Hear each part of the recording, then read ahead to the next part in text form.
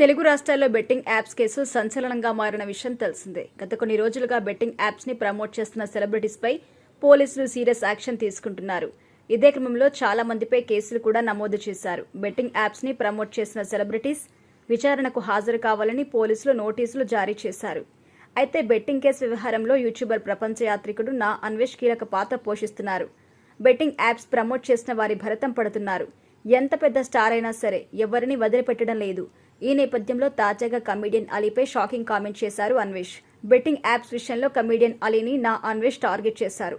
అలీ ఆయన భార్య జుబేదా కలిసి యూట్యూబ్ ఛానల్లో బెట్టింగ్ యాప్స్ ని ప్రమోట్ చేశారని నా అన్వేష్ సెటైర్ వేశారు.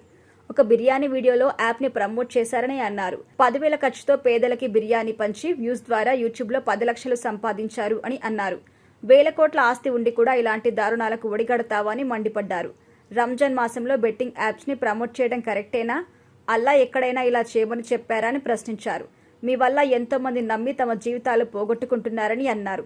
అయితే ఎప్పుడు బూతే మిక్స్ చేసి వీడియోలు చేసే నా అన్వేష్ అలీ గురించి మాట్లాడిన సందర్భంలో పెద్దగా బూతులు మాట్లాడలేదు. కానీ ఈసారి అలీని టార్గెట్ చేశారని చెప్పాలి. మరి అలీ దీనిపై స్పందిస్తారా లేదా చూడాలి. బెట్టింగ్ యాప్స్ ని ప్రమోట్ చేస్తున్న 11 మంది టాలీవుడ్ సెలబ్రిటీస్ కి ఇప్పటికే పోలీసులు నోటీసులు పంపించారు. ఈ లిస్టులో రానా, దగ్గుబాటి, మంచులక్ష్మి, విజయ్ దేవరకొండ, ప్రకాష్ రాజ్, ప్రణీత, శ్రీముఖి, రీతూ చౌదరి, శ్యామల, అనన్య నాగల్లా పలువురిపై కేసు నమోదు చేశారు. ఇక ఇన్ఫ్లుయెన్సర్స్ తో పాటు నీతు అగర్వాల్, విష్ణుప్రియ, వర్షిణి, సిరి, అలాగే వాసంతి కృష్ణన్, శోభా శెట్టి, అమృత చౌదరి, నయని పావని, నేహా పఠాన్, పద్మావతి, పండు, ఇమ్రాన్ ఖాన్, హర్ష సాయి, బయ్యా సన్నీ యాదవ్, టేస్టీ తేజ, బండారు సుప్రీత వంటి పేర్లు కూడా ఉన్నాయి. ఇక ఇప్పటికే రీతూ చౌదరి, యాంకర్ విష్ణుప్రియ పోలీసుల ఎదుట హాజరయ్యారు. ఇప్పుడు ఈ లిస్టులో అలీని కూడా చేర్చాడు నా అన్వేష్. మరి అలీ వ్యవహారం ఎక్కడికి వరకు వెళ్తుందో చూడాలి.